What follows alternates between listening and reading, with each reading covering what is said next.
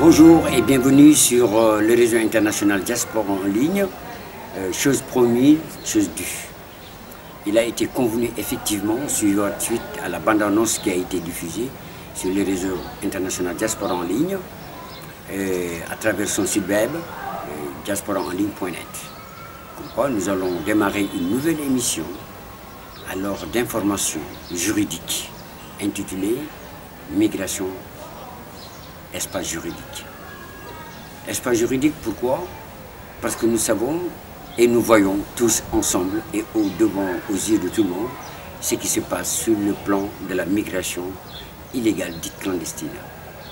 Et cette non-assistance de personnes en danger qui traversent la Méditerranée et qui ont des difficultés d'arriver en Europe et qui ont des problèmes de pouvoir retourner avec des embarcations de fortune, la non-assistance justement des pays de départ à partir de la Méditerranée, donc évidemment, autrement dit, que ce soit la Libye, la Tunisie, parce qu'on cible la Libye, mais il y a la Tunisie aussi, et l'Algérie, et tous ces problèmes ne sont pas résolus et ne sont pas prêts à être résolus dans la mesure où, au fur et à mesure que les gens s'embarquent, au fur et à mesure que les passeurs sont là.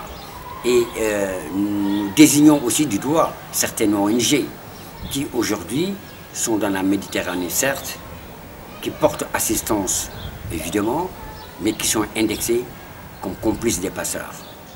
Et nous avons vu ce qui s'est passé depuis une quinzaine de jours, les rapports de force entre le gouvernement du ministre des Affaires étrangères de l'Intérieur italien, autrement dit Matteo Salvini, qui a déclaré la guerre aux ONG, considérés comme des complices évidemment des passeurs, y compris l'Espagne, et une guerre lancée aussi contre l'Union européenne, qui finalement n'assiste pas. Alors, mais ces instruments et ces conventions qui sont ratifiées servent à quoi finalement?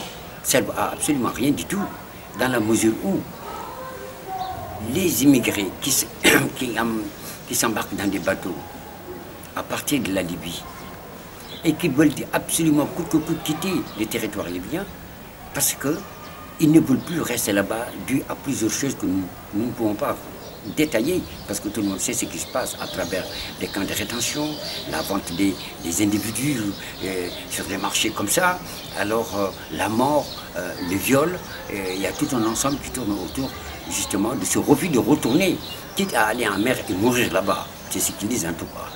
Et nous avons vu cette semaine, rien que cette semaine, 3 ONG, alors qui sont partis à la rescousse, et comme d'habitude, hein, Open Arms est là, Océan Viking est là, il y a SOS Méditerranée, et il y a d'autres, voilà, qui viennent à la rescousse et qui transportent des centaines d'immigrants illégaux et que les ports européens, et plus particulièrement l'Italie, les refusent. Ce qui est normal parce que l'Union européenne n'a pas respecté les conventions signées entre les 18 pays membres, les 28 pays membres de l'Union européenne.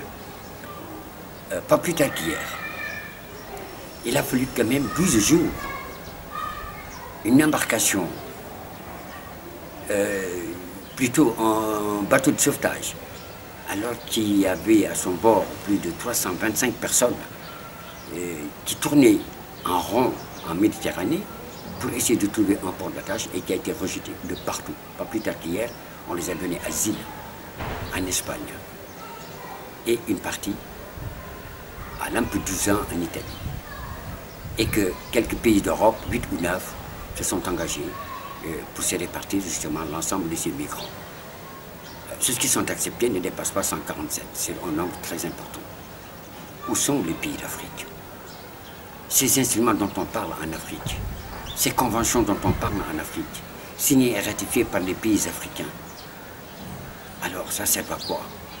Et la question qu'on se pose, où est l'Afrique dans tout cela? Et pourtant ce sont ces fils qui sont piétinés, ce sont ces fils qui sont dans la mer. Je pense que nous espérons à la fois les partenaires qui sont en Afrique, les partenaires qui sont en Europe vont voir une autre vision de cette migration illégale qui a créé ce qu'on appelle l'hécatombe aujourd'hui, des gens qui disparaissent comme ça, voilà, et que personne ne dit absolument rien du tout. Alors, je pense que les tout prochains jours, les toutes prochaines semaines plutôt, nous allons développer ceci et en vous montrant des images réelles. Et pour que les populations, l'Afrique, l'Europe puissent savoir exactement ce qui se passe au niveau de cette immigration clandestine. Je vous remercie. Et à la réalisation donc de cette émission, alors notre évidemment professionnel Médon, c'est Dina Boubacar Sow. Alors moi je suis donc Serigne Babacar Gueye, je suis juriste et spécialiste en migration internationale. Merci beaucoup.